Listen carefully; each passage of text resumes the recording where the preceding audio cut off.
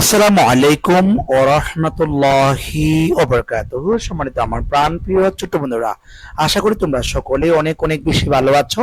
আজকে আমরা আলোচনা করব গত ক্লাসের পরবর্তী। গত ক্লাসে আমরা আমাদের মাই হোম ডিস্ট্রিক্ট থেকে 30 পর্যন্ত আলোচনা করছিলাম। আজকে আমরা 31 থেকে 50 পর্যন্ত আলোচনা করব। তোমরা যদি ক্লাসটি ভালো করে বুঝতে চাও, অবশ্যই শেষ অবধি পর্যন্ত না টেনে দেখার জন্য বিনীত অনুরোধ করছি। 31 নম্বর যে প্র্যাকটিসটা আছে সেখানে দেখতে পাচ্ছি আমরা শি ওয়ান্স আছে, তারপর এখানে ড্যাশ দিয়েছে দ্য ইনফরমেশন উইথ আদার্স, এখানে একটা শেয়ার দিয়েছে।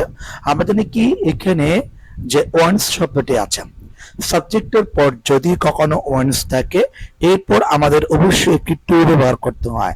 তার মানে এরপর আমরা শেয়ার শব্দটি বসাতে পারবো, অর্থাৎ to share. She wants to share the informations with others. হ্যাঁ, আচ্ছা, এরপর আমরা পরবর্তী যাচ্ছি 32 নাম্বার। 32 নাম্বার দেখতে পাচ্ছি এখানে সাবজেক্ট আছে সি, তারপর আছে হ্যাজ। আমরা জানি কি সাবজেক্টের পর যদি হ্যাভ অথবা হ্যাজ থাকে অথবা হ্যাভ থাকে, এরপর আপনি যদি ভার্বটা বসান সেই ক্ষেত্রে অবশ্যই বি3 করতে হবে। তার মানে রিটেন, এই যে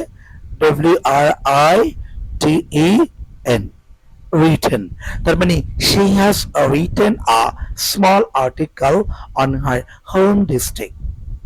এরপর আমরা পরবর্তী দেখব আমাদের 33 নাম্বারটা, দা ম্যাপ বলা যায়, অর্থাৎ ম্যাপটি বা পরিমাপটি আমরা বলতে পারি। ঠিক আছে, এখন এখানে যে শূন্যস্থান দেওয়া আছে, শূন্যস্থানে আমাকে একটি শব্দ ব্যবহার করতে হচ্ছে। শব্দটা হচ্ছে কি, শো দেওয়া আছে। শো অর্থ হচ্ছে কি, প্রদর্শন করা। তো সেই ক্ষেত্রে আমি যদি এই শব্দটা এখানে বসাই, আমার সাবজেক্টই তো থার্ড পারসন সিঙ্গুলার, সেই ক্ষেত্রে আমরা যখন এই শব্দটা এই জায়গাতে বসাবো তখন হবে শোর্স। কেননা সাবজেক্টই থার্ড পারসন সিঙ্গুলার, এই জন্য মূল ভার্বের শেষে আমাকে এস বা ইএস যোগ করতে হবে। ঠিক আছে, আশা করি আমরা বুঝতে পেরেছি। এরপর আমরা আমাদের 34 নাম্বার দেখবো। 34 নাম্বারে কি আছে দেখো, যেখানে লেখা আছে পিপল, এটা হচ্ছে সাবজেক্ট হিসাবে ব্যবহার হয়ে যায়। সাবজেক্টে আমরা জানি কি, যদি কখনো পিপল না, পিপল শব্দটি হচ্ছে কি প্লুরাল, প্লুরাল সাবজেক্ট। তো সেই ক্ষেত্রে আমাদের এখানে যে শব্দটি আছে লাইক, ওই লাইক শব্দটি যেভাবে আছে আমরা সেভাবে বসিয়ে দেব, অর্থাৎ কোনো পরিবর্তন করব না। কেন করব না, আমার সাবজেক্টটি হচ্ছে কি প্লুরাল। প্লুরাল সাবজেক্ট থাকলে তাহলে ভার্বের সাথে কখনো এস বা ইএস যোগ হবে না। ঠিক আছে, আশা করি আমরা বুঝতে পেরেছি। এরপর আমরা পরবর্তী দেখে নেব। পরবর্তীতে আমরা দেখতে পাচ্ছি 35 নাম্বার। 35 নাম্বার আমরা এখানে দেখতে পাচ্ছি যে এখানে লেখা আছে দা ট্রেডিশন। আমি একটু বাড়িয়ে নিই। আচ্ছা, the traditions of Bangladesh folk literature, অর্থাৎ বাংলাদেশের বাংলার সাহিত্যের লোক সাহিত্যগুলো, এক কথায় ইস বলেছে। আমাদের কি সাবজেক্টের পর যদি কখনো অ্যামিজার থাকে, বাক্যটা যদি একটিভ হয় সেক্ষেত্রে আমরা ভার্বের সাথে আইএনজি করি, আর যদি প্যাসিভ হয় সেক্ষেত্রে আমরা বি3 করি। তাহলে এটা তো বি3, কারণ বাংলা সাহিত্যগুলো তো নিজে নিজে কোনো কিছু করতে পারে না, সেক্ষেত্রে আমার সাবজেক্ট হচ্ছে প্যাসিভ। আর যখন সাবজেক্টে প্যাসিভ আছে তাহলে এখানে এই শব্দটা অবশ্যই বি3 হবে। তো আমরা কি করব, এখানে যেটা ফাইন দিয়েছে সেটাকে আমরা ফাউন্ড করে দেব, এই যে বি3 করলাম, কেননা আমার বাক্যটা হচ্ছে প্যাসিভ। তো প্যাসিভের ক্ষেত্রে সাবজেক্টের পর এবি ভার্ব, তারপর কিন্তু অবশ্যই বি3 প্লাস অবজেক্ট বসাইতে হয়। ঠিক আছে, আশা করি আমরা বুঝতে পেরেছি। এরপর আমরা দেখে নিব আমাদের 36 নাম্বার। 36 নাম্বার বাক্যটা আছে যে লিরিক্স অফ, বলছে কি ময়মনসিংহ গীতিকা, অয়ার বলেছে, এই যে অয়ার আছে। তো সেই ক্ষেত্রে আমরা পরবর্তী একটা শব্দ দেখতে পাচ্ছি কম্পোস্ট। কম্পোস্ট শব্দ যদি আমরা এই জায়গাতে বসাই তাহলে কি হবে, কম্পোস্ট হবে, ইংরেজি যোগ করতে হবে। কেননা ওই যে আগের কথায়, মানে আমার সাবজেক্টটি হচ্ছে প্যাসিভ স্ট্রাকচার, এই কারণে যদি অ্যাক্টিভ হতো সেই ক্ষেত্রে আমরা ওয়ার ব্যবহার করতে পারতাম। ঠিক আছে, আশা করি আমরা বুঝতে পেরেছি। এরপরে আমরা পরবর্তী দেখছি, পরবর্তী 37 নম্বর যেটা আছে সেটা বলে দিচ্ছি, দ্য রিভার্স এন্ড হাউস বলা যাক। তাহলে বলছে এখন নদী এবং আমাদের হাড়গুলো। ঠিক আছে, তাহলে এখন এখানে একটা কি দিয়েছে, আমাদের একটা সেট দিয়েছে, SET, সেট মানে স্থাপন করা বা প্রতিষ্ঠা করা। তো সেক্ষেত্রে আমরা যদি 37টা আনসার করতে যাই, আমার কি করতে হবে জানেন, যে এখানে 37 নাম্বারটা, এই যে যেহেতু সাবজেক্টটি প্লুরাল, দুটি নাউন এন্ড দ্বারা যুক্ত করেছে, তাহলে আমার অবশ্যই প্লুরাল। তো সেই ক্ষেত্রে আমরা কি করতে পারি, পরবর্তী এখানে যে সেট আছে সেটা হুবহু বসিয়ে দেব, অর্থাৎ এর সাথে আমরা কখনো এস বা ইএস যোগ করতে পারবো না। ওকে, আচ্ছা, এরপর আমরা পরবর্তী যাচ্ছি। পরবর্তীতে আমরা 38 আমরা দেখতে পাচ্ছি কিশোরগঞ্জ। কিশোরগঞ্জ হচ্ছে কি থার্ড পারসন সিঙ্গুলার নাম্বার, ঠিক আছে। থার্ড পারসন সিঙ্গুলার নাম্বার আমাকে এখানে বি মানে ইস দিয়েছে, ইস যেহেতু দিয়েছে আমরা ইসটি বসিয়ে দেব, কোনো পরিবর্তন করব না। কিন্তু এখানে অনেক সময় ইস নাও দিতে পারে, পরীক্ষায় এভাবে বি দিতে পারে, সেই ক্ষেত্রে আমরা ইস বসাবো, কেননা সাবজেক্টটি থার্ড পারসন সিঙ্গুলার নাম্বার হলে আমরা ইস বসাই, অন্য কোনো শব্দ আমরা বসাতে পারি না। এরপর আমরা 39 নাম্বার দেখব, লেখা আছে হার্ড নেম। তাহলে হার নেম আছে এখানে, টু বি ভার্ব দিয়েছে, তো আমরা সেই ক্ষেত্রে কি করতে পারি, যেহেতু আমি যদি পাস্ট টেন্সে নিয়ে যেতে চাই, আমি এখানে ওয়াজ বসাবো পাস্ট টেন্সে, মানে তার নামটি চন্দ্রবতী ছিল, যদি সেটা যদি বলতে চাই আমি ওয়াজ বসাবো। আর যদি চন্দ্রবতী হয় সেটা বসাতে চাই, আবার সেই ক্ষেত্রে ইজ দেব। অনেকের প্রশ্ন থাকতে পারে, স্যার আমি কি ইজ বসাবো নাকি ওয়াজ বসাবো, সেটা তোমার ভাষার উপর বুঝতে পারবা। তোমার ভাষাটা এখানে যদি যেমন এই বাক্যটা আমাদের পেচেস অনুসারে হয়, তাহলে অবশ্যই আপনাকে ওয়াজ দিতে হবে, কেননা ওটা পাস্ট টেন্সের কথাই বলা আছে। এরপর আমরা 40 নাম্বার দেখবো। 40 নাম্বার আমরা দেখতে পাচ্ছি যেখানে লেখা আছে উপেন্দ্র কিশোর রায় এন্ড সুকুমার রায়। তাহলে এখন মাঝখানে এন দিয়ে দুটি নাউনকে সংযুক্ত করা যায়, তো সেক্ষেত্রে আমার ভার্বটি অবশ্যই প্লুরাল করতে হবে। তা আমাদের এখানে ভার্ব কি দিয়েছে আমি দেখতে পাচ্ছেন, এই পাশে দেখি যে এখানে একটা ভি দিয়েছে, মানে বি ভার্ব বলেছে। আমার সাবজেক্টটি যেহেতু প্লুরাল, আমরা অবশ্যই এখানে কি বসাবো, আর দেব।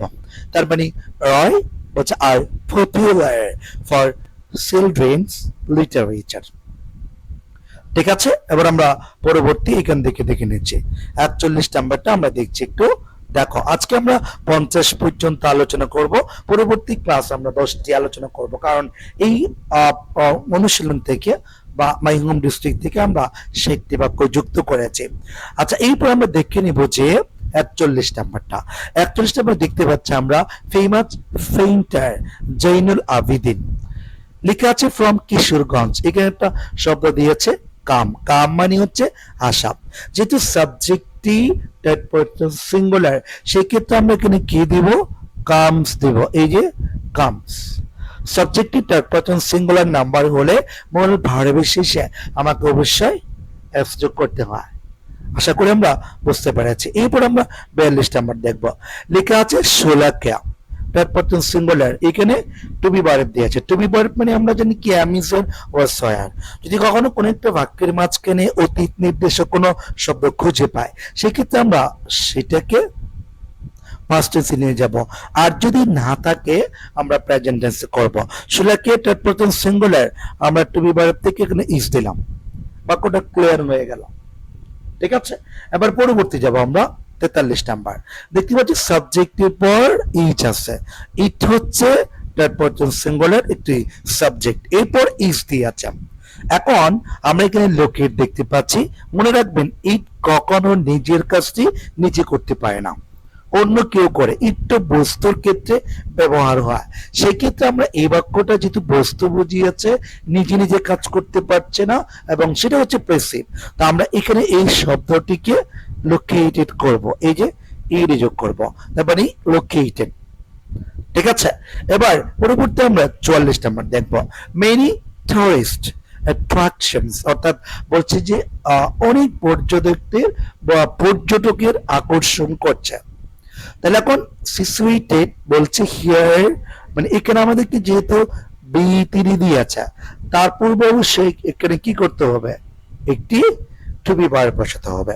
আমি যদি পাস্ট টেন্সে নিতে চাই, আগে বলেছি কথাটা, আপনি সেখানে ওয়াজ দিবেন বা ওয়ার দিবেন, আর যদি প্রেজেন্ট টেন্সে নিতে চান তাহলে এমিজেড থেকে কোন একটি বসাবেন। ঠিক আছে, আমি যেহেতু প্রেজেন্ট টেন্সে নিতে চাচ্ছি সেই ক্ষেত্রে আমরা টু বি ভার্ব থেকে কি দেব, আর দেব, কেননা আমার সাবজেক্টটি প্লুরাল, এই জন্য আমি আর ব্যবহার করলাম। ঠিক আছে, এরপর 45 নাম্বার দেখব, লেখা আছে যা দা শহীদি মস্ক, শহীদি মসজিদ। বলছে এখানে বি ভার্ব দিয়েছে, বলছে আ হিস্টোরিক্যাল বিল্ডিং, ঐতিহাসিক একটি বিল্ডিং এর কথা বলা আছে। সেই ক্ষেত্রে আমরা টু বি ভার্ব থেকে প্রেজেন্ট টেন্সে বলতে গেলে ইজ দিতে পারি, পাস্ট টেন্সে বলতে গেলে আমরা ওয়াজ ব্যবহার করতে পারি। ওকে, এরপর আমরা 46 নাম্বার দেখব, the Shiva temple of Chandravati is also বলেছে, অলসো যদি শব্দটি আছে আর এখানে একটা ইজ দিয়েছে, আমি অবশ্যই কি করব, লোকের যে শব্দটি আছে না, এই শব্দটিকে আমি অবশ্যই বি3 বসাবো, কেননা ওই যে সাবজেক্টের পর ইজ আসছে, এরপর আর এখানে শিবা টেম্পল, যেটা শিবা মন্দির আছে, এটা মন্দির তো নিজে কিছু করতে পারে না, সেই ক্ষেত্রে আমরা প্রেসিভ ধরে নেব, আর প্রেসিভ যদি ধরে নিই তাহলে এখানে লোককে ইট হবে। ঠিক আছে, আচ্ছা এরপর আমরা 46 নাম্বার দেখব, আজকে আমরা 50 পর্যন্ত আলোচনা করছি। 47 নাম্বার দেখতে পাচ্ছি দ্য পোর্ট অফ ইশাকান, অর্থাৎ ইশাকা দুর্গটি, ইস আছে একই কথা, আমরা এখানে যেটা সিচুয়েট দিয়েছে, আমরা এই শব্দটি কি করব, এই যে সিচুয়েটেড ইডি যোগ করব, কেননা ওই যে বলেছি নিজে নিজে কাজ করতে না পারলে আমার সাবজেক্টটি হচ্ছে আপনার প্যাসিভ স্ট্রাকচার হিসাবে আমরা ব্যবহার করেছি, আর প্যাসিভ সাবজেক্টের পর অবশ্যই কি করতে হয়, বি3 করতে হয়, আমরা জানি সেটা। এরপর 48 নাম্বার দেখবো, লেখা আছে ফেল, ফেল মানে কি, অনুভব করা। এরপর এখানে একটু দেখো ডেট আছে, এই ডেট ক্লজের ক্ষেত্রে একটা জিনিস মনে রাখবা, ডেট ক্লজের পরেরটা যদি পাস্ট ইনডিফিনিট টেন্সে চলে যায়, আগেরটা হবে প্রেজেন্ট সিম্পল, তার মানে এখানে ফেল দিয়ে আছে, আমি যেভাবেই আছে সেভাবেই বসাবো, কোনো পরিবর্তন করব না। আর 49 নাম্বারটা, লেটস দিয়ে যদি কখনো কোনো একটা বাক্য শুরু হয়, যে এখানে লেট আস থাকতে পারে অথবা লেটস থাকতে পারে। ঠিক আছে, যদি এখানে এই শব্দগুলো দিয়ে যদি কখনো কোনো একটা বাক্য শুরু হয়, তাহলে সেটি আপনি যখন কি করবেন, শূন্যস্থানে ভার্বটি বসাবেন, সেই ক্ষেত্রে অবশ্যই ওইটি V1 করবেন, তার মানে কাজ আছে ওইটাই বসাবেন, কোনো পরিবর্তন করবেন না। ওকে, এবার পরবর্তী 50 নম্বরে যাচ্ছে আমরা, রিড আছে, তা আমরা এখানে কি করব, একটা জিনিস মনে রাখবেন, যদি যেমন এখানে বাক্যটা আরেকটা কোনো ভার্ব দেয় নাই, হচ্ছে দা কনভারসেশন, তাহলে এটা নাউন, কারণ এই নাউনের পূর্বে আর্টিকেল ব্যবহার হয়, আর্টিকেলের পরে যে শব্দ থাকে সেটি নাউন হয়। তো নাউন হলে অবশ্যই একটা বাক্য তৈরি করার জন্য আপনাকে একটি ভার্বের দরকার হবে, আর আমরা যখন এই রিডটা যখন এইখানে বসাবো তখন সেটা হবে কি ইম্পারেটিভ সেন্টেন্স। ইম্পারেটিভ সেন্টেন্স যখন শুরু হবে সেই ক্ষেত্রে অবশ্যই বাক্যের শুরুতে তোমাকে যেই ভার্বটি লিখবা সেটা অবশ্যই প্রথম বর্ণটি ক্যাপিটাল লেটার দিতে হবে। আশা করি আমরা বুঝতে পেরেছি। তো আজকের ক্লাসটি এখানে শেষ করছি, সবাই ভালো থাকবেন, সুস্থ থাকবেন। আসসালামু আলাইকুম ওয়া রাহমাতুল্লাহি ওয়া বারাকাতুহু।